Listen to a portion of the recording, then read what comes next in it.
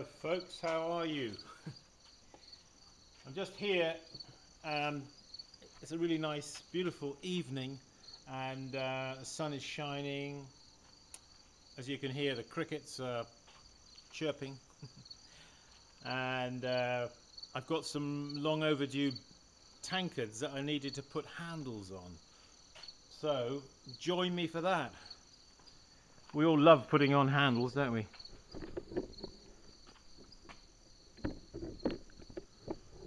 It was interesting actually, my grandfather Bernard, because in Japan, where he went in 1909, in the Japanese pottery tradition, really putting on of handles wasn't something that they really did. And I believe, I may be wrong, but I believe it was my grandfather who did show them how to put handles on. I expect somebody will correct me if I'm wrong, but anyway. Here I've got some tankards that I just did. I've been keeping them under plastic wraps, and that is something that you can do. You can wrap up your pots with plastic, and they will keep for a good amount of days if you keep an eye on them, and every now and again get your squirt bottle and give them a spray over, and then just put the plastic back again. And actually what I want to do with these is, before I'm just going to actually pull some handles for you, and we'll put on a handle or two, but I just wanted to show you here on the wear board. You see there I've got the the upturned tankard. So what you always must do is, as soon as you can, turn them upside down after you've thrown them. Now these have been thrown in such a way that they don't need to be trimmed, and so what we're going to do is, I'm just going to thumb them off, because that's all we actually need to do at this stage. And to do that, you're going to need a damp sponge. Get them all on the board like I've got them here, and then you're just simply going to go around the bases like this. Just damp your fingers as you go, and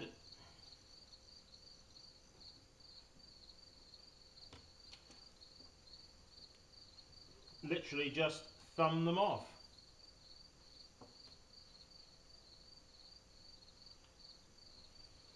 So in order to throw and to finish them off in this way, you actually really do, I mean, there's no point in really doing this if after you've thrown your tankard it's really heavy. So you have to throw them a little bit, well, you have to throw them well, you know. well.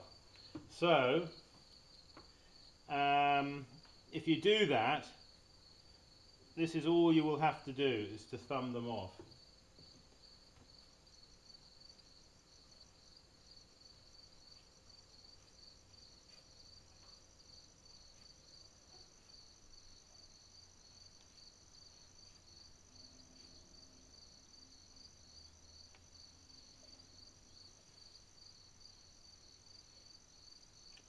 Now, this pot here was face down on a board that wasn't 100% clean. It had some rough, dried clay on it, and it's made the lip a little rough.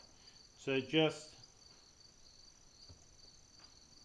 bear that in mind, that if you're going to put your pots face down on a wear board, that you make sure that the wear board is clean.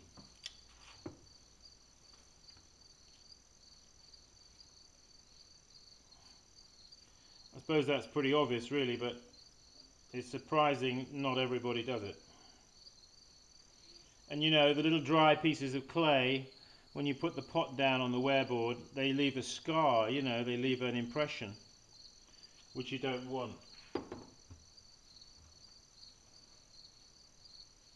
Alright, so there we are. Look, I've just thumbed those off. Now that's a lot quicker, isn't it, than having to trim them all. Right, what we're going to do now is I'm going to pull some handles. Let me step back a bit here. I'm going to pull some handles, and I've got the bucket of water just over there, and I've got the clay there on the workbench. So I've got a slug of clay here, okay? Now,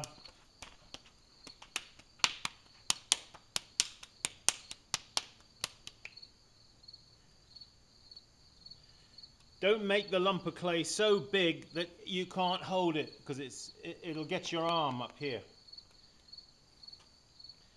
So do as much as you can manage, but not too much. All right, and so I grab it like that, and then I hit the top of it. You see, like this, and that gives me a railroad spike, but it gives me something to hold on to. You see. Okay. So let's just make sure we're at the right angle here for doing this. This comes slightly at an angle like that, perhaps.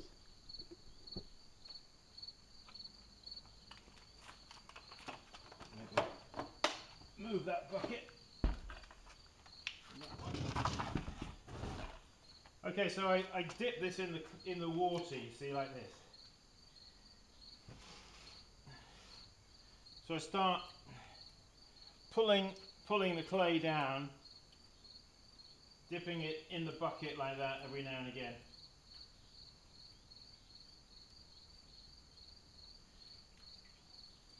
So as you pull the clay, you don't want it to let the clay to get dry, otherwise it will catch in your hand and it will make it go thin here in the middle. So at this stage, what we want to do is just pull it just to get a good length of clay down.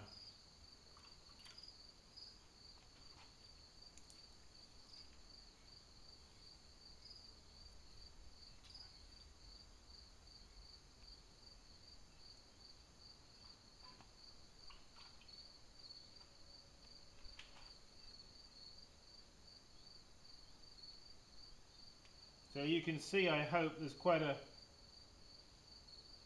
bit of clay I've pulled down, haven't I? I mean, that's a good, what, 2 feet of clay that I've got there. Now I'm going to concentrate on this little piece on the end here.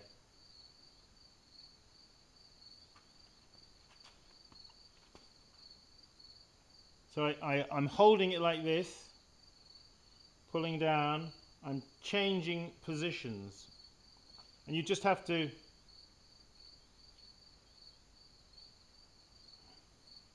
discover what those exact positions are that suit you best. Now sometimes it may be it's a little bit too much clay there. Okay, so when I've got it pulled down as much as I require, I'm going to put it on the wear board. Okay, and using my thumb, I'm going to chop it off like that.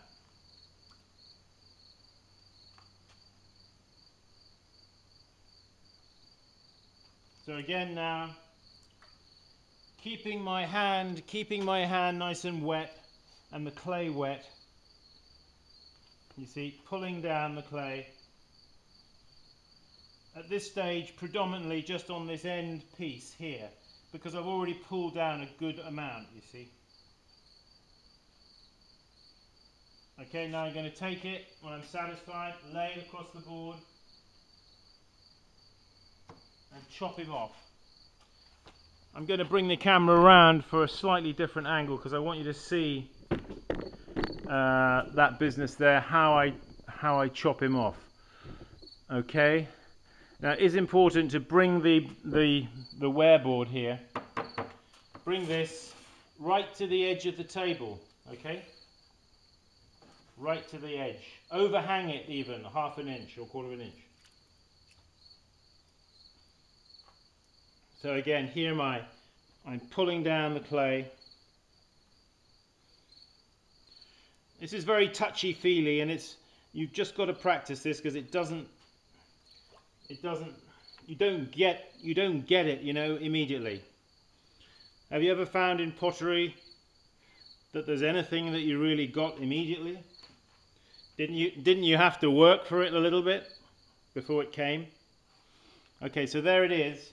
Now I'm going to lay him across the board, bring him to the edge, like that, and then with my thumb, cut down, like that. And it's very important that you get quite a right angle here, because that, you see, is what's going to join, that's what's going to join straight to the pot, isn't it? There. So you really want to have a good, right angle there. That will make it a lot easier.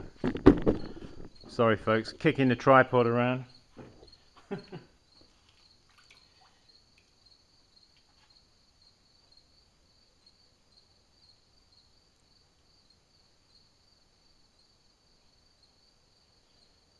Now it's important when you pull right off the end.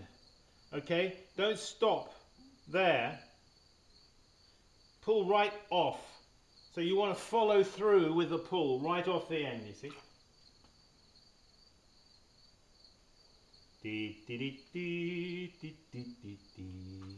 Okay, now lay the handle across. Chop him off. You know, you'll just, the more you do, the better and the quicker, until you get it right. And you want to be able to confidently pull handles, because it's going to make your life a lot easier.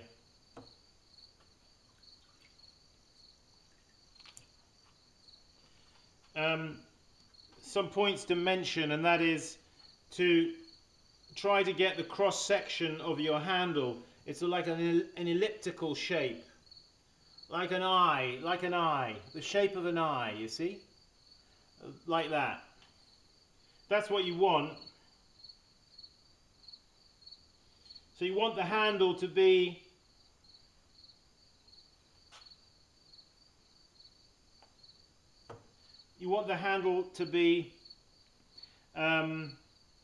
thickest through the center part, and then tapering off on either side.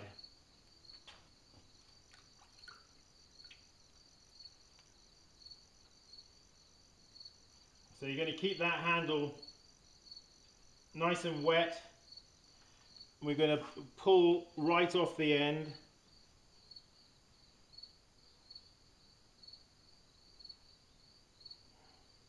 You may find that your arm begins to ache.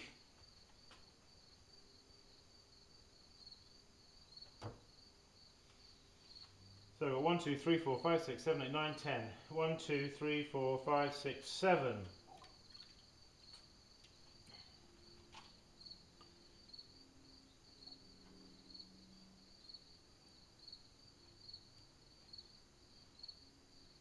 And don't make your handles too thick and heavy, otherwise they will look very awkward and cumbersome on the pot. Plus they will make the pot very heavy. They will add a lot of weight.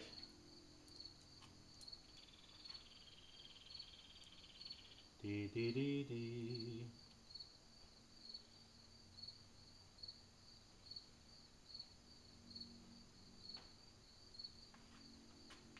La la la la la.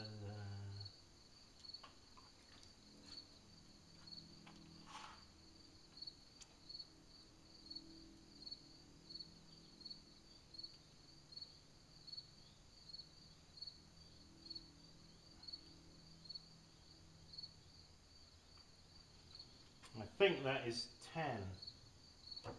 1, 2, 3, 4, 5, 6, 7, 8, 9, 10. Okay, now this is a good tip. When you're pulling handles, always pull one extra, okay? Because it's a lot easier to pull one extra now than to have to come back later and get your clay out and just have to pull for one extra handle that you've made a mess of. So it's easier just to do that now. That's my theory, and I'm sticking to it. What do you think? Okay, folks. Well, I'm going to cut this. I'm going to cut this clip right now because we'll come back and I'll talk about putting the handles onto the pot. Okay. So thank you for being with me and participating in this short little demonstration of how to pull a handle for a mug. Please visit my website simonleachpottery.com, and above all, keep practicing. I'll see you soon. Bye bye.